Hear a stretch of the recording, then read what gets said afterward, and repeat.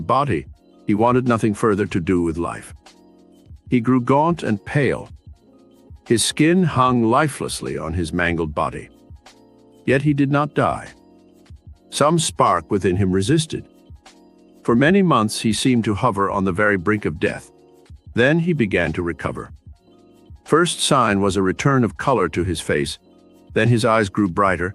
Then one day he smiled. After that, he rapidly regained his strength. With a zest, he entered into the rehabilitation program, learned how to be expert with his new artificial legs, set about studying hard so that he eventually was accepted at one of the East's finest engineering schools. Today, Joe holds a responsible job with one of the nation's leading manufacturers. Those who know and love him realize that a great change has been wrought in this young man, a change far greater and deeper than that undergone by his scarred body. There has been a subtle but deep change in his entire personality, in his very character. He is still the vital, energetic Joe everyone knew. But now around all his actions and words, there hangs a new aura, a kind of otherworldliness, a spiritual quality that the old Joe McAdams never showed. Joe was asked about this. "I guess it's pretty obvious I've changed," he said. "Inside, I mean, where it really counts. And it's more than just a change. The old Joe McAdams died out there on that Pacific atoll, where he lost his legs. I'm the new Joe, and I was born on that same Pacific atoll. I was born one day when I realized that everything in life changes and fades away. And the only thing that stays is something inside you. Something that is you, and yet is not you, and is big and powerful and always there. It's God, I think. That's what really changed me." Spiritual realization. Do you assume for one moment that some freak of circumstance, some coincidental arrangement of atoms and molecules, some bizarre chance from among an infinite number of chances, has caused you to exist? Have you not looked inward on yourself and become startled beyond all possibility of recovery by the tremendous and sudden awareness that you are you? There are no words to express the true miracle of this self-discovery. That the world exists, the planets, the stars, the mountains, oceans, seas, is a workaday thing, the substance of life, the backdrop against which the play is staged. But suddenly to realize that you, that unique and individual you, are here, are witness, are called into being. This is to know God, fully and surely. Such a realization forever lays to rest all materialistic philosophy, all atheism, all agnosticism. God is, you are, God is in you. One evening, a professor of mathematics, a forceful experimenter and a questing man, was told of such spiritual revelation. "You say you experience this thing," he answered. "So I believe you." "All right, let's accept it. God manifests himself in myriad forms through the mere joy of his being, and what he becomes is less than himself for a moment, but truly himself in eternity. What's the point? Surely you recognize that people suffer. Many people you must have known have gone through anguish because they had not resources to cope with some worldly situation, and thus were forced to suffer. Who suffered then, these people or God? And if either or both, why? Surely God is no masochist, enjoying self-punishment. Yet why does he become less than himself and literally frustrate and torture himself? It is not God who suffers, or even the people, he was told. It is only the mask God has donned that suffers, and this does not truly exist, but is only illusion. Is it illusion when a man is dying of cancer, and he cannot even withhold his screams at the pain? That which suffers is an illusion, bound to illusions, fed by illusions. This is ego, the sense of personal isolation from God. When an individual surrenders his ego, he then identifies himself with God and no longer can suffer, nor can he die. Cancer cannot kill him, for cancer is an illusion, even as that which it preys upon is an illusion. You would have a most difficult time explaining that to the American Medical Association, the professor answered. There is even a difficult time explaining it to those already convinced that spiritual causes precede physical causes. But that does not alter its validity. A whistle can be made that sounds a note so shrill that only the rare human ear can hear it. To the great majority of mankind, the whistle is silent. But that does not mean it does not sound its note. There are those who hear the whistle. There are those who perceive God and thus are free of the sufferings of the ego. Then it is your belief that disease is just one of the sufferings of the ego. Yes. What, in your opinion, causes disease? The distortions of the ego: fear, hate, bitterness, resentment, jealousy, guilt, and their cousins. These work on the subconscious, call into existence physical counterparts to match the suffering ego. And what is the cure? Shedding the ego and making a spiritual identification with God. Failing that, see your doctor. He laughed. I shall see mine first, thank you. He didn't, however. Since that evening, our professor has come a long way in spiritual discovery. His naturally inquisitive mind has led him down many roads, but now he is vigorous in his contention that all physical manifestation has a spiritual cause, and that disease itself is just one more evidence of man's being out of joint with his spiritual source. Life against life. It is indeed difficult to shed feelings of separateness and isolation, for it almost seems that these are foisted upon us by the very nature of life. We look about us, and on all sides we see living things preying on living things. The oft-repeated picture of a number of fish, each successively larger than the next, and simultaneously swallowing each other, seems to give us our most apt picture of life, the eater. Eating is eaten. It is from this observation of what Darwin termed the survival of the fittest that we perhaps develop our submerged hostilities and general cynicism toward the underlying lovingness of God. It is from this observation that we perhaps even develop our atheism, our spiritual hopelessness, our existentialism, our feelings that life is against us. What we fail to perceive is that God is all, that nothing is ever lost, strayed, or unredeemed. No one falls but what another takes his place, and no one truly falls, and no one truly wins, for each is God. Do you think for a moment that God wins victories over himself? Yet the plain and irrevocable fact is this: life feeds on life. In the drama unfolded by master intelligence manifesting itself in myriad forms through the mere joy of existence, the procession of movement through time and space and matter is accomplished through one form being destroyed and replaced by another better and more serviceable, and therefore truer form. Thus, life feeds on life. It is almost as if God is thinking, and each of his thoughts manifests a form, and then another truer thought absorbs the old one, making a new form, and so on. God becoming. Now, of course, we come to the standard shout of dismay.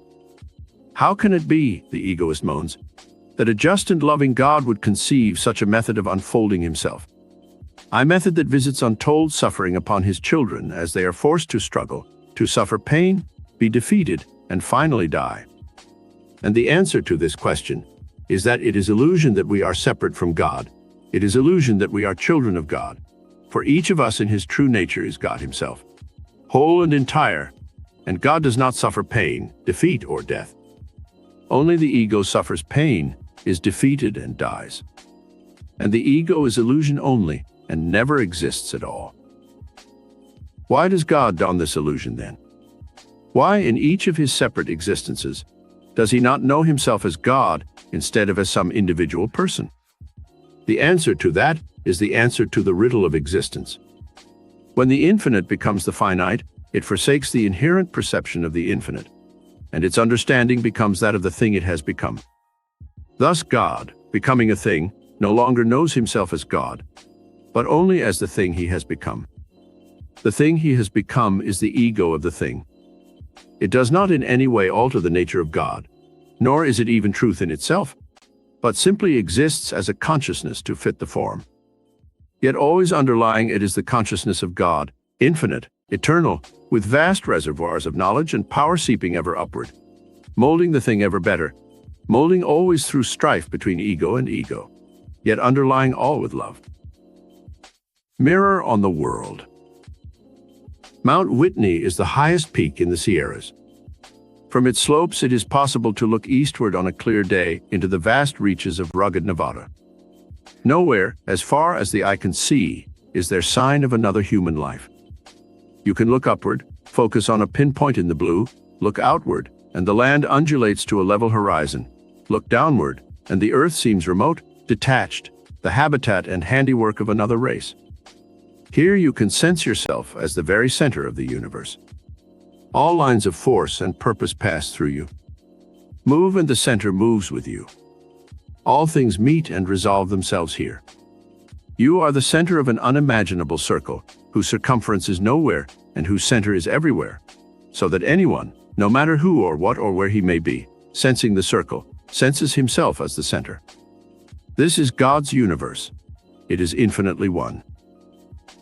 No matter our spiritual dedication, however, material life continually forces itself upon us. Daily we meet tensions, competitions, exertions, emotional peaks and lassitudes, so that it is almost as if we were riding a roller coaster over bounding forces that we do not and cannot control. We feel isolated in our fleshy prisons and long for the touch and contact of another hand, the consolation that someone else exists and feels the same as we, alone also, reaching out. We are constantly beset by feelings of inferiority and personal unworthiness, so that we adopt standards that are all based on our comparison with others. People are better looking, worse looking, smarter, dumber, taller, shorter, thinner, fatter, poorer, wealthier, stronger, weaker, healthier, sicker, more talented, less talented, always in reference to ourselves. We hold up a mirror to the world, and the mirror is our ego. We see everything through it, and everything is colored accordingly. You see only what you are. Henry David Thoreau wrote, "What a man thinks of himself, that it is which determines or rather indicates his fate." It is this peculiarity of the ego, that it can only see what it already is, that blinds us to the vast possibilities of our lives.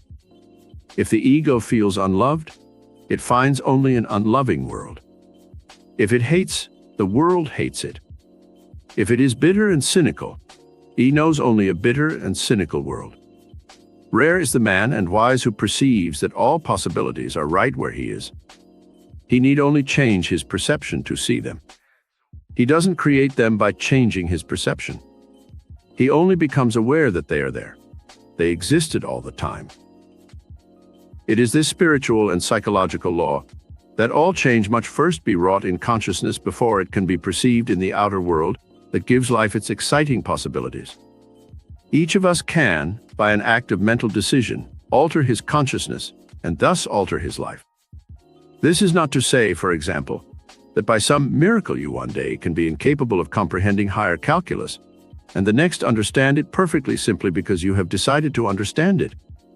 Decide to understand it, and you remove the barriers to understanding it.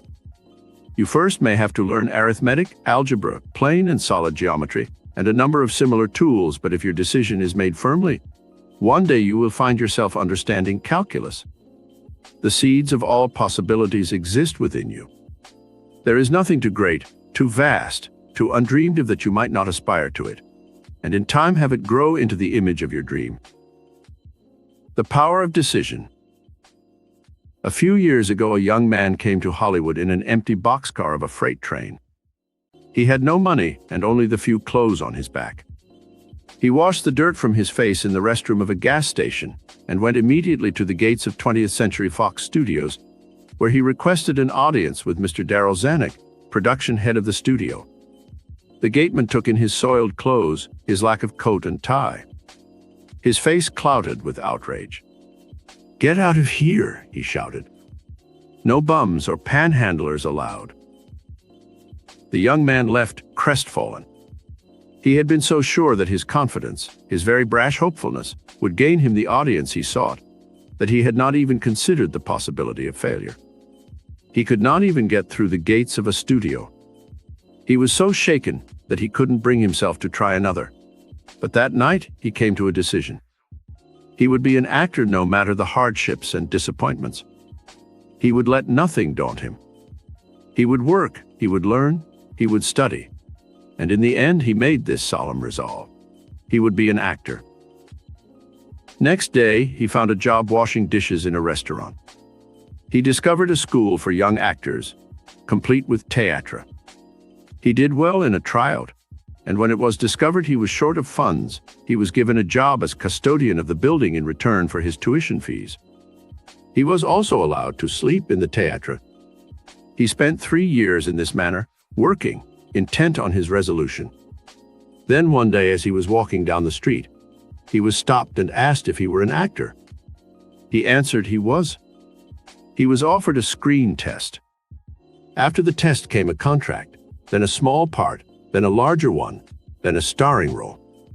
Today he is one of Hollywood's biggest stars, secure at the top of his profession because he knows his job so well.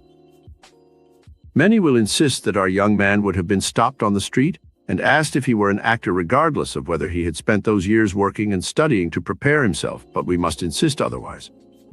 It was no coincidence that he was stopped.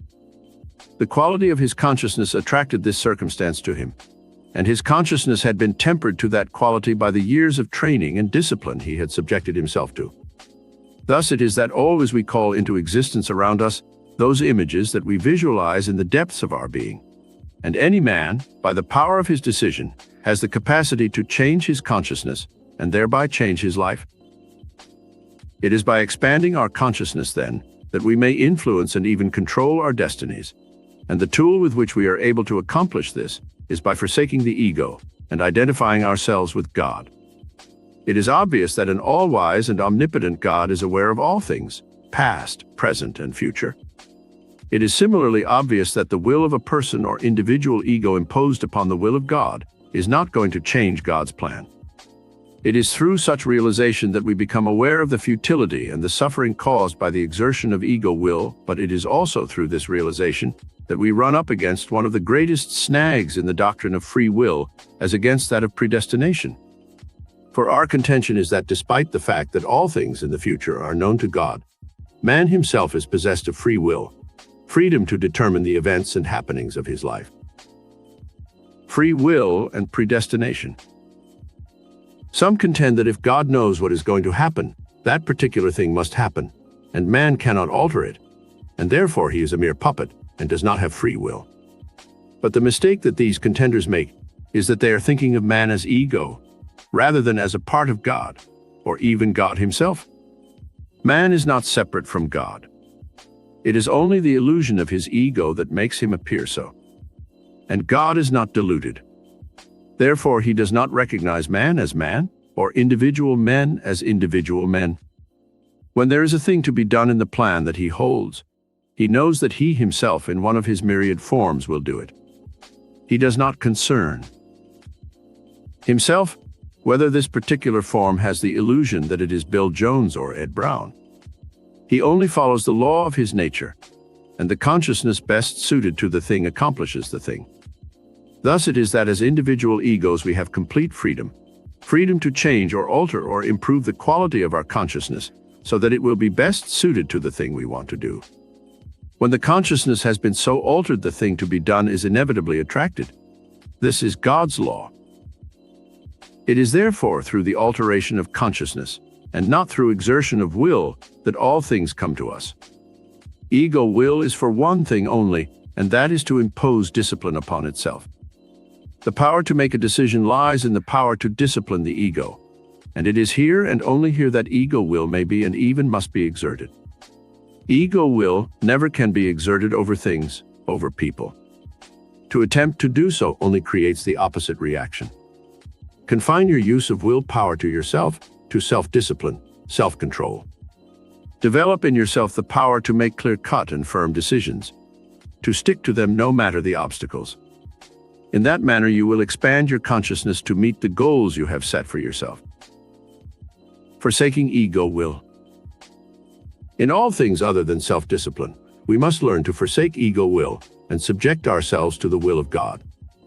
This is not the subjection we might first think it to be, for all we are doing is forsaking the ego, which is illusion anyway, and attuning ourselves to the will of our greater self, which is God.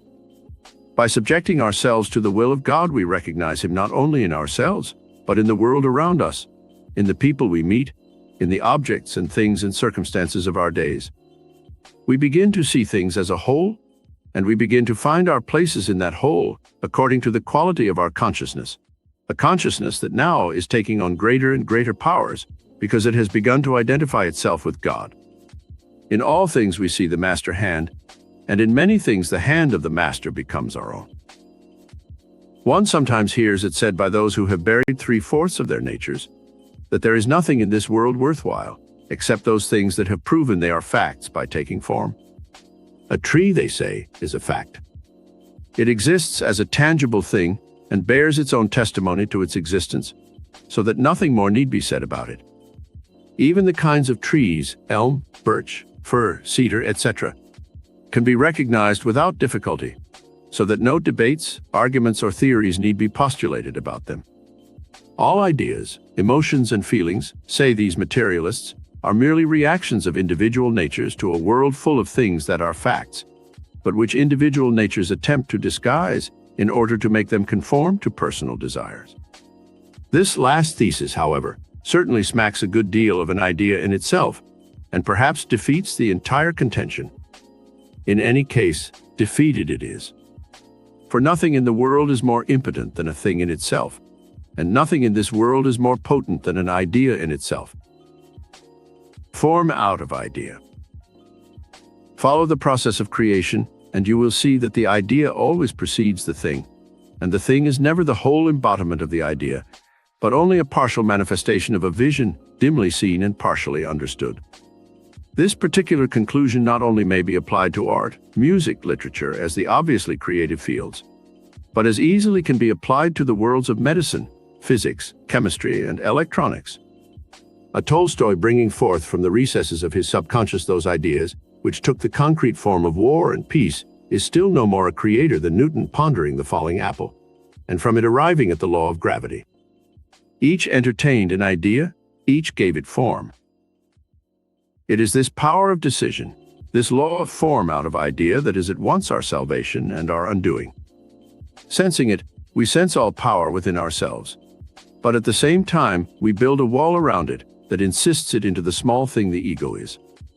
We can be anything we wish to be, take any stand we wish to take, the decision is ours. But as long as such decision or stand is motivated by the ego, it can have no greater power than that of the ego, which is scarcely any power at all. If there is one thing in all life that is an unavoidable conclusion, it is that all things are the manifestation of some directing intelligence with an absolute purposefulness of design. Life is going somewhere, is unfolding something, has a definite goal, and these things, even the most egoistic of us must admit, are in the hands of no man, or even group of men, but rather rest in the lap of the intelligence that created all. Once we understand this, once we have complete faith in the existence of this master intelligence, once we know God, we no longer desire to change the world, but immediately sense that our salvation as individuals lies in attuning ourselves to it. No man, living in pride and vanity, can do this simple thing. Whether his ego is bloated because of his sense of superiority, or whether it is involuted because of his sense of inferiority, it is one and the same. He has cut himself off from the roots of his being and no longer has the slightest wish to attune himself to the world, but rather insists that the world itself be changed. He is like a spoiled child, unheeding of others, unheeding of the plan by which the household is run. He thinks only of himself, sometimes even deluding himself that he is thinking of others, but he cannot see others at all. All things, all people, all events are only extensions of his ego, and as he is hurt, bitter, revengeful, joyful, victorious, or defeated, so the world must change to meet his every mood. It is small wonder that he eventually is brought to his knees by force, by the laws of the universe, by disease, by misfortune, by fate. He has sealed his doom in his aloneness. Defining the ego. For the purposes of definition, it is perhaps best explained that throughout this text, the term ego is used in the spiritual sense of the isolation of the individual self from the universal self, which is God. Under no circumstances is it to be interpreted solely in its popular sense as conceit. Conceit, a sense of superiority, is only one face of ego. The other face is conceit's opposite, a sense of personal unworthiness, the all too prevalent inferiority complex. The truly successful people in this world do not live in the ego. The successful person has subjected his ego to a greater power through a sense of personal devotion to a flame. He does not always understand, whether he calls it God or not. It is the unsuccessful, the harried, the unloved who are bound by the ego, so turned in on themselves, so convinced in mind, body, and spirit that the world is a conspiracy directed against them, that they subconsciously are manifesting every minute of every day those very conditions they fear and abhor. It is they who need the great vision of the vast self underlying the egoistic self, of the power that is theirs to call upon once they have forsaken the ego and taken unto themselves their spiritual birthright. It is thus through a new awakening, a rebirth into spiritual oneness, that all problems are conquered, never through attempting to dissolve the problem through an act of will. Learning to decide. Virginia was 38 years old when her asthma became unbearable. She had lived with it most of her life, but now finally it had reached the point where she scarcely was free of it for even a few moments of the day. Anything set her to wheezing, even the slightest emotional stress. She had taken pills, shots, tried diets, moved from one corner of the country to the other, but still she continued to wheeze. At last she reached the point where she was both physically and mentally exhausted. She entered a sanitarium in an effort to regain her strength. There she settled into a state of complete apathy, refused to communicate with others, seemed decided not to disturb herself in any way. Her symptoms disappeared, of course, because they had been caused by emotional disturbance, and Virginia now had suppressed her emotions completely. Eventually she was discharged and sent home, but her family was horrified at the change in her. Her husband said, "Frankly, I'd a million times rather have her with asthma. At least she often was gay and charming, and always a warm human being. Now she walks around like a zombie." It was quite a problem to restore Virginia to life. By an act of will, she had almost anesthetized herself completely. She not only had become incapable of feeling things emotionally, but physically she evidenced much the same anesthesia. She had an extremely high pain threshold, being insensitive to pinpricks over much of her body. She was completely involuted. The ego had turned in on itself by an act of will, and the rest of the world no longer existed for her. She had suffered, no doubt about it, but not enough for the ego to die. Rather, it had magnified itself, grown inward in its isolation, until at last, in its little microcosm, it had become an entire universe. Little by little, Virginia was led back to life. One day she was persuaded to umpire a ball game between the youngsters of the neighborhood. Much persuasion was necessary, but eventually Virginia took the field. Though she once had been an accomplished player herself, for the first 2 innings, Virginia obviously was confused. Each time the pitcher threw the ball, she stared at home plate with visible effort. She was being forced to make a decision. After what seemed minutes, she would call a ball or strike. Her voice always ended on a questioning note. In the 3rd inning, the team that had been behind managed to get runners on all bases, and their leading hitter came to bat. He hit a sharp grounder to left field, and it rolled beyond the fielder. The 3 base runners scored, and the hitter decided to stretch his triple to a home run. Meantime, the left fielder had retrieved the ball, and he threw it toward home plate. The ball and the runner arrived at the same time. Everyone was on his feet immediately. The runner was safe. He was out. It depended on which side you were on. It was up to Virginia to call the play. 30 faces stared at her, each in the grip of his own emotions, each daring her to call against him. She could not possibly satisfy more than half the people. She blanched, seemed to quaver for a moment. Then in the summer sun, with the dust yet floating on the warm air, she announced, "You're out." Shouts of approval and disapproval were equal. Those who stood to lose by Virginia's decision surrounded her in a moment, shouted at her, glared at her, seemed to hate her, demanded that she retract, tell the truth, not lie. Then something happened. A change seemed to come over Virginia. She straightened, seemed more poised, more resolute, possessed of greater powers. She did not answer. She turned and walked back to her position behind the pitcher's mound. Those watching her sensed immediately the finality of her decision. They retired to the sidelines. It was only a small thing perhaps, a game between children that occupied 2 hours of a Saturday afternoon, but it changed Virginia's life. In those 2 hours, she discovered herself, discovered she could decide, could refuse to retreat, and she learned that her decision could change the world. Today, she is a happy, integrated, vital person, all because she learned the power of decision. Outgrowth of the indwelling God. Oh, there is in us a thing invincible, a thing of such power that only the smallest fraction of it ever is unloosed through the greatest of men. What is going on in life is the outgrowth of the indwelling God, and each of us is a stage in the development of this drama. In deciding and daring to take a stand, no matter the hazards or obstacles, we are reaching upward, touching God. All the ages of evolution, up through the slime and mist of a newly formed earth, have prepared us for this moment, the moment we first decide, and having decided remain firm. And all the future ages of evolution rest upon that moment of first decision. For it is then that we exercise God power, the power of being, the power of creation. It is then that we know our divinity, our immortality, our mission here upon the earth. And so we must attune ourselves to Him who created the universe, and whose hand is to be seen in all works. It is only by knowing God that we can in the end understand ourselves.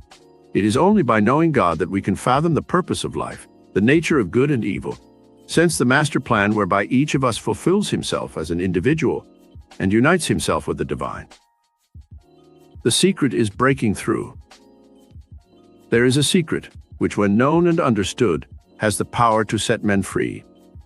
It is not a thing that can be summed up in so many words, though it has been and will continue to be so stated, but is rather a thing of spiritual experience. A feeling, an outgoing of the soul, a breaking through the shell of individual identity, a flowing together with God. For this purpose does the endless drama of birth and death, and individual manifestation, progress on earth and throughout the universe. To this end does each individual live. According as he realizes his own nature and his relationship with God, does he fulfill himself and life. This secret is rapidly making itself known over the face of the earth. It has become the common meeting ground of all religions. Whether you are Christian, Muslim, Hindu, Buddhist, or Jew, you stand with your fellows as one man the day you approach your Creator with single-mindedness and ask to know Him. He will not deny you. It is His purpose to enlighten you. Jesus said, "It is your Father's good pleasure to give you the kingdom of heaven." You can develop your spiritual awareness by engaging in daily meditation periods. For that purpose, a meditation is appended at the end of this chapter and each subsequent one. Some are designed to overcome specific problems. All strive for spiritual wholeness. Each is a bridge between the individual and his Creator. Each explores the nature of being. First, meditation. I affirm that my true self is spirit, is not contained within the limits of my body, had no beginning, will never end. This thing that I am is a subtle thing, underlying my ego and my sense of personal self. It is of such dimensions that I constantly must strive to understand it. It is not my body, it is not my name, it is not the identity by which the world knows me. It simply exists, unchanged by the ever-changing scenes of life, unaltered by any coloring that my ego may give it. This is my true self, and I long to know it. I still the questions and imagined hurts, the vain goals of the ego. I slide deep within myself to a pool of consciousness that rests forever in absolute stillness. In a center as small as a pinpoint, I find infinity. I look inward, and there is God. All is contained in this center of consciousness. Smaller than the small is this pinpoint, yet vaster than the vast. Here I know myself. I center in God, become detached from my personal ego. From this vantage point, I'm able to look upon all things with love. I observe my ego as a person apart, with understanding but with control. I see that I never was what I thought I was, nor was I ever different than what I truly am. My consciousness is the consciousness of God. I declare my unity with Him. I exercise no will in the things and events of my life, but concentrate always on attunement with the purpose of God. Insofar as I succeed in this, I cannot fail, for God's purposes surely will be realized. I subject my ego, I yield my will, I attune myself to the power that flows heavenward throughout the universe.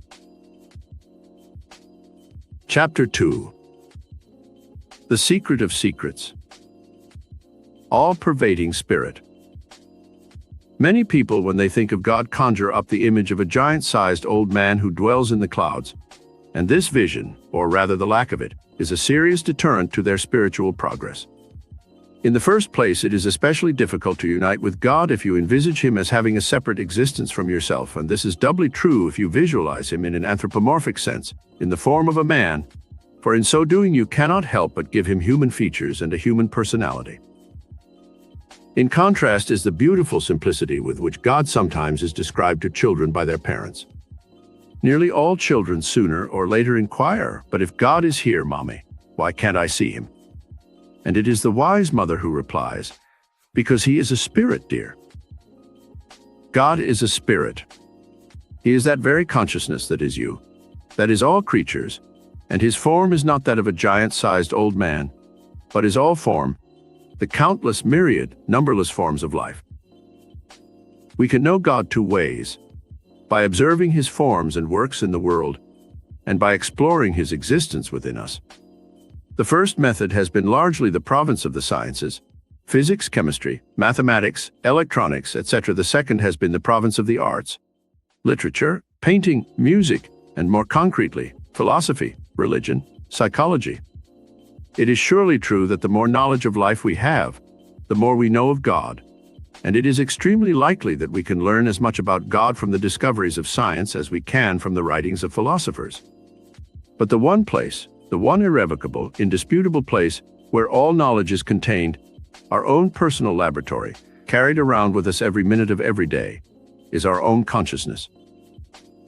Here in the recesses of our awareness we can learn to meet God, expand the limits of our being, acquire knowledge, personal peace, increased power.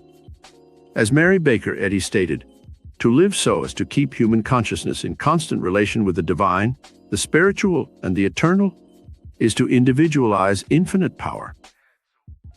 The inner you.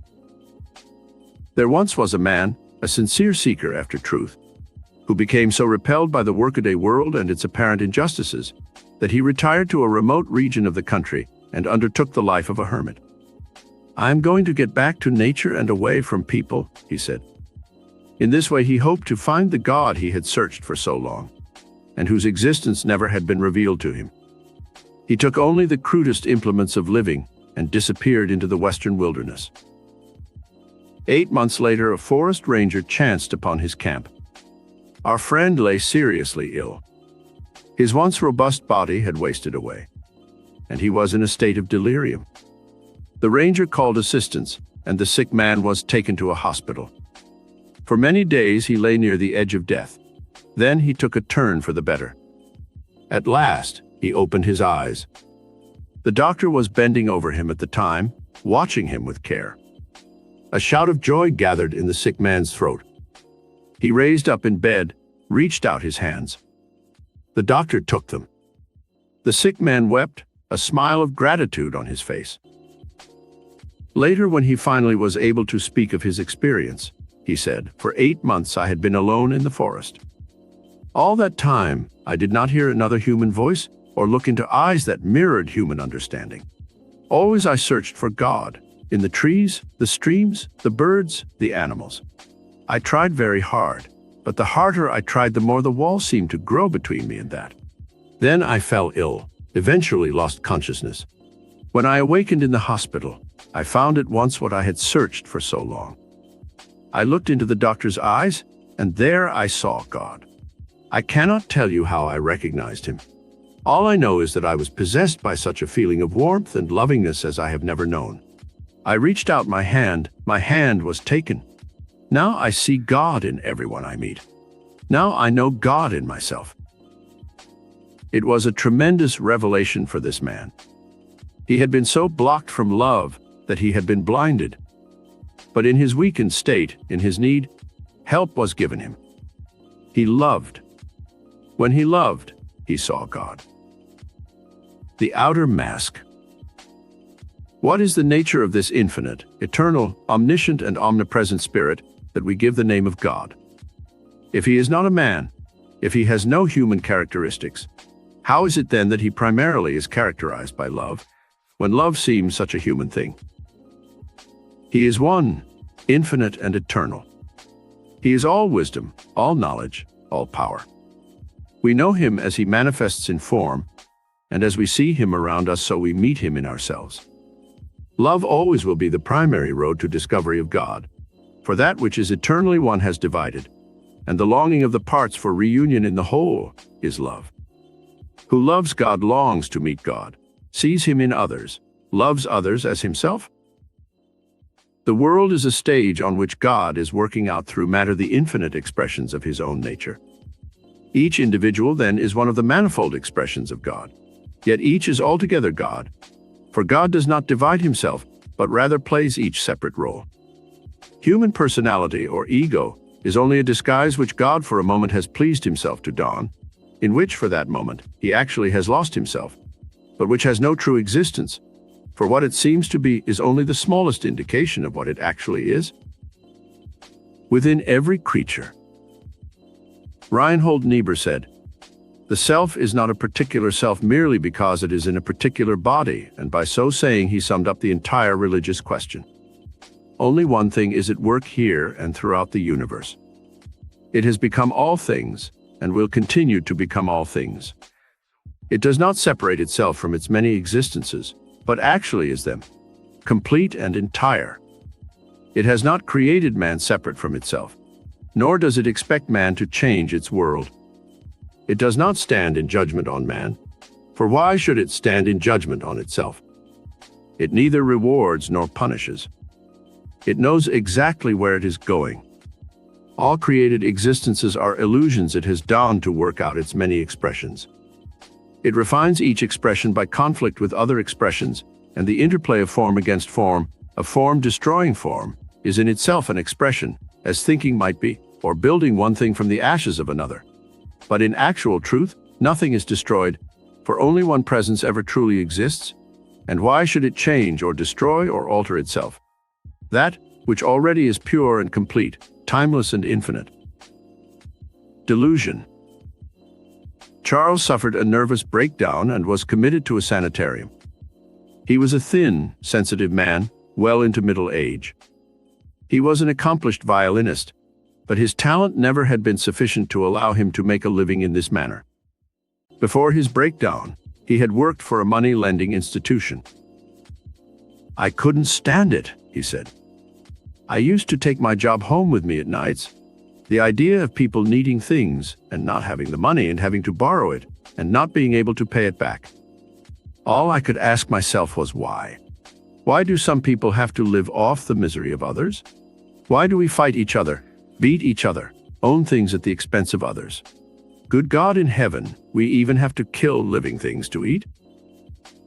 Charles had an incomplete idea of heaven and hardly even a partial view of God's created universe. He separated all things into good and evil. The good things were those that benefited him, or gave him pleasure, or pleased his moral or ethical sense. The evil things were those that harmed him, or threatened him, or caused him discomfort, or displeased his moral sense. So he divided the world in two. Bad things had been created by the devil. Good things had been created by God.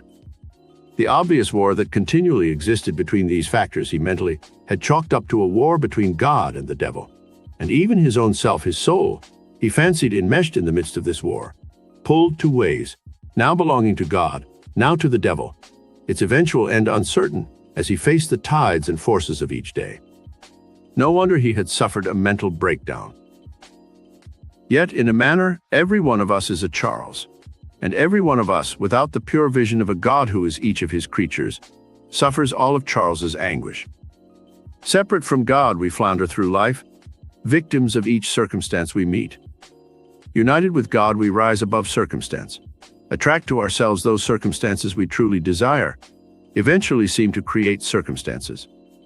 Our roots are in another world, and we stride through life with 7-league boots, loving, being loved, emanating power. Charles eventually was restored to an active and joyful life by an act of spiritual illumination that involved only himself and God. No one was with him when it happened, but many bear witness to the change in this man.